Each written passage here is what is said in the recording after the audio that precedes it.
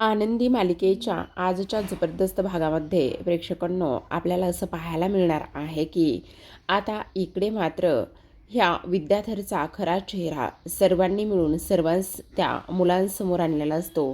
पण तरीसुद्धा विद्याधर मात्र इथे आनंदीवरच आरोप करू लागलेला असतो. आणि इथे मात्र आरती आणि सोबतच अर्चने सुद्धा विद्याधरचा आता खरा चेहरा समोर आणण्यासाठी मदत केलेली असते. हेच आपल्याला या आजच्या भागामध्ये पाहायचं आहे, त्यामुळे हा व्हिडिओ शेवटपर्यंत पहा. तर आता इथे सुरुवातीला शिल्पा खूपच जास्त ओरडू लागलेली असते. ती म्हणत असते, अशा पद्धतीने तुमची हिंमत कशी झाली इथे वागण्याची? तुम्ही समजता कोण स्वतःला? तुम्ही आता इथे मुली गायब करण्याचा सुद्धा बिझनेस सुरू केला आहे की काय? तुमची हिंमत कशी झाली इथे निंबाळकरांच्या घरामध्ये येऊन त्यांच्याच मुलीच्या अंगावर हात टाकण्याची? तेव्हा मात्र इथे बघताय ना पोरांनो, ह्या आनंदीच्या बहिणी आहेत. काय गे हे पोरींनो, आत्ताच्या आत्ता इथून चालत्या व्हा. काय चाललेलं आहे? कोणाला विचारून आमच्या घरामध्ये घुसलात आणि त्याचबरोबर आमच्या मुलीसोबत असं वागताय तुम्ही? तुमची हे सगळं काही करण्याची हिंमत कशी झाली? असं स्पष्टपणे आता इकडे ते बोलत असतात. तेव्हा मात्र इथे विद्याधर म्हणत असतो, बघितलं का पोरांनो, बघितलं? अरे ही आनंदी आणि तिच्या बहिणी अशा पद्धतीने वागतायत की काही विचारूच नका. काय गे आनंदी, आता हे असलं चालू केलं आहेस का? आणि कशामुळे असं वागायला लागलेली आहेस? काय चाललेलं काय आहे? आत्ताच्या आत्ता इथे ह्यांना पोलिसामध्ये द्या, कारण ह्यांनी आपल्या घरामध्ये घुसून इथे आपल्याच मितालीला किडनॅप करण्याचा प्रयत्न केला आहे, असं इकडे ते बोलत असतात. आता हे सर्व काही बोलणं सुरू असताना आनंदी म्हणत असते, बास करा, खूप झालं आता. तुम्हाला जे काही बोलायचं आहे ते मला बोला. माझ्या बहिणींना बोलण्याचा तुमचा काही एक संबंध नाही. जे काही घडलं आहे, ज्या काही गोष्टी झाल्या त्या फक्त आणि फक्त इथे माझ्यामुळे झालेल्या आहेत. या सगळ्या गोष्टींमध्ये इथे कोणाचाही काही एक संबंध नाही आहे. मुलींनी जे काही केलेलं आहे ते फक्त आणि फक्त इथे माझ्या सांगण्यावरून केलेलं आहे. तेव्हा मात्र आता इकडे पृथ्वी चिडतो आणि म्हणत असतो, आनंदी हे सगळं काही काय आहे? आणि त्याचबरोबर अजून किती आणि कशा पद्धतीने खोटं वागणार आहेस, खोटं बोलणार आहेस, हे तरी तुला समजतंय का? मग आता इथे तो म्हणत असतो, कारण आत्तापर्यंत जे काही तुझ्यामुळे आमच्या आयुष्यात दुःख, वादळ, संकट आलेलं आहे ते काही कमी आहे का, की आता तू अशा पद्धतीने वागतेस? प्रांजल म्हणत असतो, आनंदी किती आणि किती खालच्या थराला जाणार आहेस? आता अजून हेच करायचं बाकी होतं का? आमच्या बहिणीला किडनॅप करायचं बाकी होतं का? असं तो बोलू लागलेला असतो. तेव्हा मात्र आता आरती जोरातच ओरडते आणि म्हणत असते, अरे बास करा, बास करा. काय चाललंय तुमचं? अरे हे तर काहीच नाही आहे. तुम्ही जे वागलात, तुमच्या काकाने आनंदीला लग्नमंडपातून किडनॅप केलं आणि तिच्यावर जबरदस्ती करण्याचा प्रयत्न केला, ते काही कमी होतं का? तेव्हा तुमचा न्याय, त्याचबरोबर तेव्हा तुमचे नियम, हे सगळं काही कुठे गेलं होतं? हा जो काही इथे चांगला मूर्ती बनून उभा आहे ना, हा तुमचा काका, तेव्हा त्याने आनंदीला किडनॅप केलं, आमच्या आबाच्या खांद्यावर बंदूक ठेवली, आमच्या आबांचा गळा आवळला. एवढं सगळं काही करत असताना तेव्हा तुमचे नियम कुठे गेले होते? आर्ची म्हणत असते, तुमचं ते झाकून ठेवायचं आणि तुमच्यामुळे आमच्या आनंदी दिदीच्या आयुष्याचं असं मात्र झालेलं आहे, ते मात्र इकडे तुम्हाला समजत नाही का? आणि आज मात्र इकडे फक्त तुमच्या बहिणीला आम्ही अशा पद्धतीने करायला लागलो तर तुम्हाला मात्र लगेचच पोलीस आठवायला लागले. तेव्हा कुठे गेले होते तुमचे नियम? जेव्हा हा विद्याधर काका आनंदीवर त्याची वाईट नजर होती, घाणेरडी नजर होती, तिला लग्नमंडपातून तो पळून घेऊन गेला होता आणि त्यानंतर मात्र हे सगळं काही झालंय, तेव्हा काय काय झालं होतं? तेव्हा कुठे बसला होतात तुम्ही? आता मात्र इथे विद्याधर शर्मेने मान खाली घालायला लागलेला असतो. आरती म्हणत असते, हो हेच सगळं काही खरं आहे, कारण यामध्ये आनंदीची काही चूक नाही आहे. सतत तुम्ही आनंदीला दोष देताय, हे लग्न असं झालं, ते लग्न तसं झालं, पण ह्या सगळ्या गोष्टीमध्ये माझ्या बिचाऱ्या बहिणीची काहीही चूक नाही आहे. समजलं तुम्हाला? तेव्हा मात्र आता इकडे पृथ्वी म्हणत असतो, हे सगळं काही काय आहे? आणि त्याचबरोबर आरती उगाचच काहीही सांगू नकोस. विद्याधर म्हणत असतो, हो बरोबर बोलतोयस तू. ह्या भटक भवाने आल्यात आणि काहीही सांगायला लागल्यात आणि आपण मात्र त्यांच्या बोलण्यावर विश्वास कसा ठेवायचा? अजिबातच त्यांच्या बोलण्यावर आपण विश्वास नाही ठेवायचा.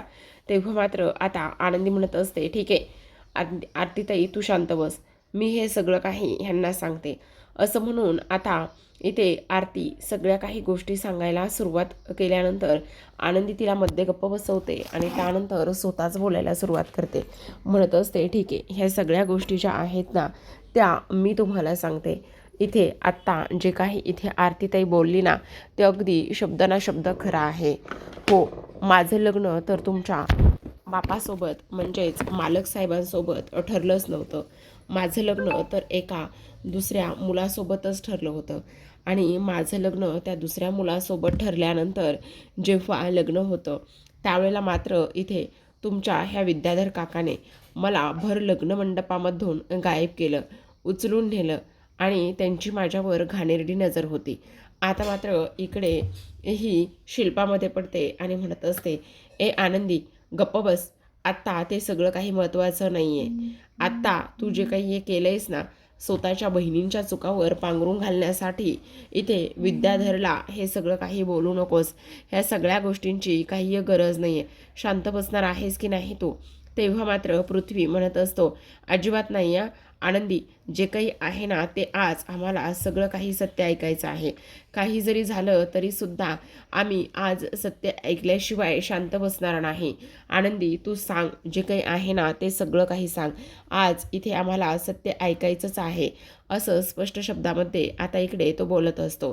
तेव्हा मात्र आनंदी म्हणत असते, ठीक आहे, आज तुम्हाला सत्य ऐकावंच लागणार आहे आणि ते सुद्धा मी सांगणारच आहे. मग इथे एक गोष्ट ऐका, माझं लग्न एका दुसऱ्या मुलासोबत ठरलं होतं, पण जेव्हा ह्या विद्याधर सरांनी मला पाहिलं तेव्हापासून त्यांची माझ्यावर घाणेरडी नजर होती आणि तेव्हा त्यांनी माझ्यासोबत इथे मला गायब केलं आणि गायब केल्यानंतर तिथे मात्र आता ज्या मुलासोबत लग्न ठरलं होतं तो मुलगा मात्र माझ्यासोबत त्याने लग्नासाठी नकार दिला. मग मालक साहेब आले. मालक साहेब आल्यानंतर इथे विद्याधर सरांना खूप जास्त मारलं. त्यांच्यासोबत इथे खूप जास्त दोघांमध्ये भांडणं झाले. पण तरीसुद्धा इथे ह्या विद्याधर साहेबांना कशाची काहीच पडलेली नव्हती. खरं पाहायला गेलं ना तर हे विद्याधर साहेब एक लांडगा आहे. त्यांनी मला हळदीच्या मंडपामधून सुद्धा एका स्त्रीची साडी नेसून पिवळ्या रंगाचे आले आणि त्यानंतर त्यांनी तिथून सुद्धा मला उचलून गायब केलं.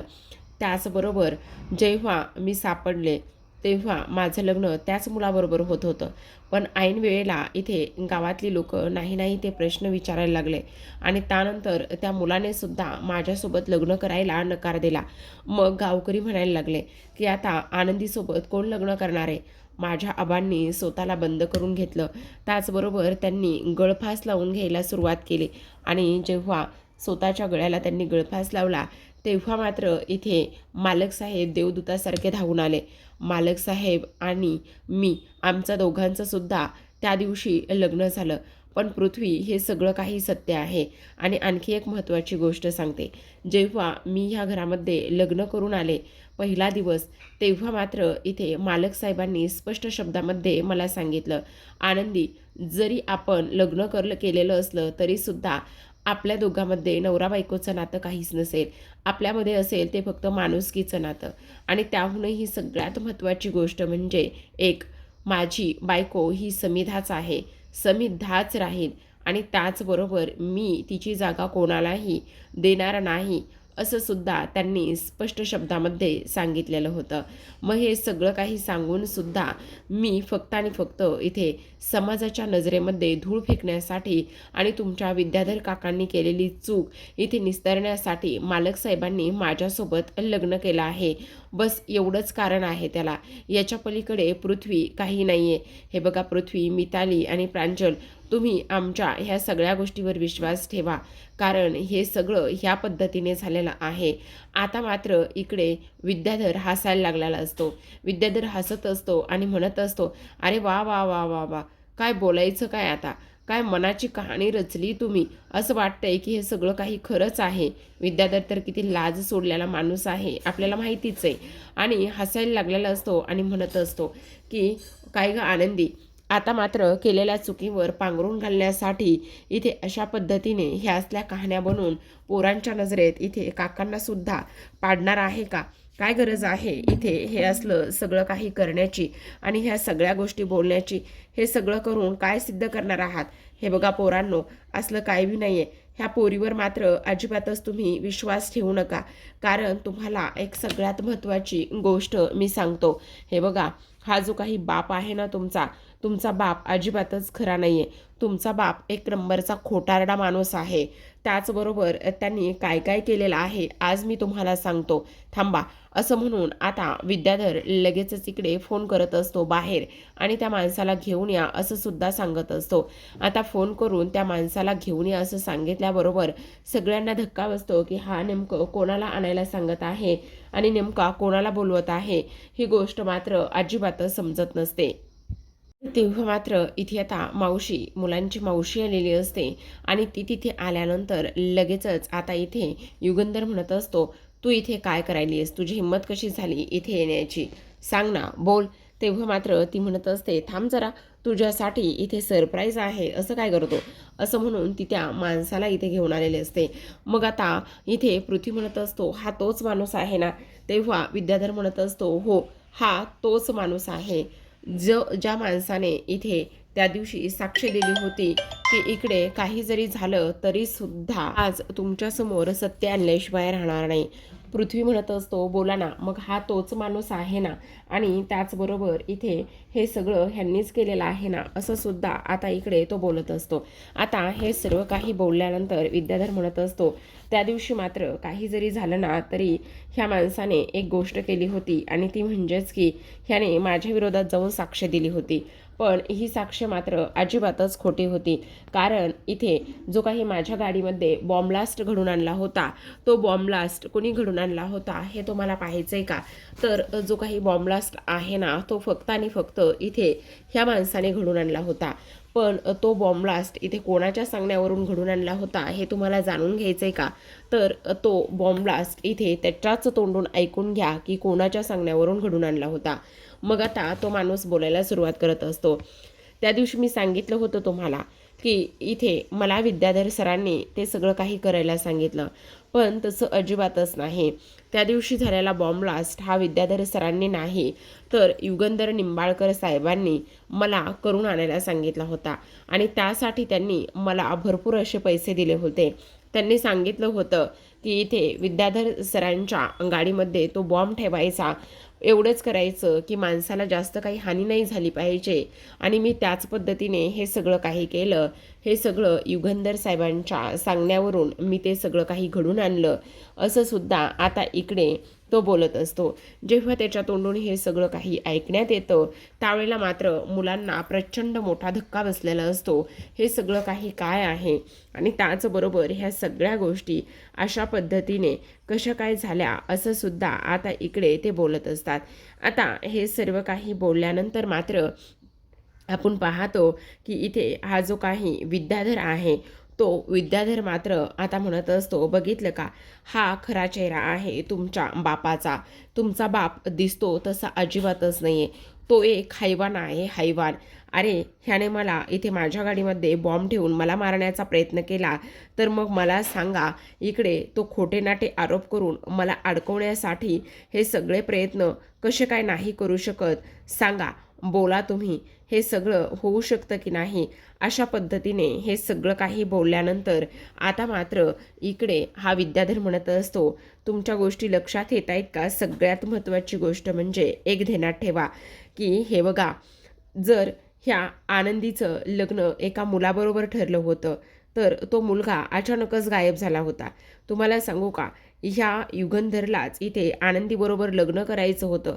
त्यामुळे ज्या मुलासोबत आनंदीचं लग्न ठरलं त्या मुलाला ह्या युगंधर निंबाळकरने गायब केलं आणि युगंधर निंबाळकरने त्या मुलाला गायब केल्यानंतर पुन्हा हा सगळ्यांच्या नजरेमध्ये चांगला राहण्यासाठी, सगळ्यांच्या नजरेमध्ये चांगला बनण्यासाठी इथे ह्याने पुन्हा आनंदीबरोबर लग्न केलं आहे. ही गोष्ट मात्र इथे तेवढीच खरी आहे असं स्पष्टपणे आता इकडे तो बोलू लागलेला असतो. आता हे सर्व काही बोलल्यानंतर आनंदी म्हणत असते, बास करा, किती आणि आणखी कशा पद्धतीने खोटं बोलणार आहात? हे सगळं काही का आणि कशामुळे बोलताय तुम्ही? हे बघा, असलं काहीही नाही आहे. मुलांनो, ह्याच्या कोणत्याही बोलण्यावर इथे विश्वास ठेवू नका. हे सगळं काही खोटं आहे. तेव्हा मात्र इकडे लगेचच आता आनंदी म्हणत असते, कारण ह्या माणसाने इथे मला इथे किडनॅप केलं आणि त्यानंतर माझ्यासोबत लग्न करायचं होतं ह्याला, आणि म्हणूनच हा अशा पद्धतीने वागलाय. हे बघा मुलांनो, याच्यावर कसलाच विश्वास ठेवू नका, असं स्पष्टपणे आता इकडे आनंदी बोलत असते. त्यावर ती म्हणत असते, असं किती आणि कशा पद्धतीने खोटं बोलाल? अहो, इथे तो तुमचा भाऊ आहे, देवासमान आहे. त्याचबरोबर ते इथे काय काय आणि कशा कशा पद्धतीने हे सगळं काही करतायत हे तुम्हाला माहिती नाही आहे का? आणि तरीसुद्धा तुम्ही अशा पद्धतीने हे सगळं काही वागताय, बोलताय, तुम्हाला याचं काहीच वाटत नाही आहे का? असं आनंदी स्पष्टपणे बोलत असते. तेव्हा मात्र इथे आता तो म्हणत असतो, काही खोटं बोलत नाही आहे मी. जे काही बोलतोय ना ते अगदी बरोबर बोलतोय आणि याच्यामध्ये काही चुकीचं नाही आहे पोरांनो. हे बघा, हे सगळेजण एकत्र आहेत आणि तुम्हाला फसवण्याचं इथे काम करत आहेत.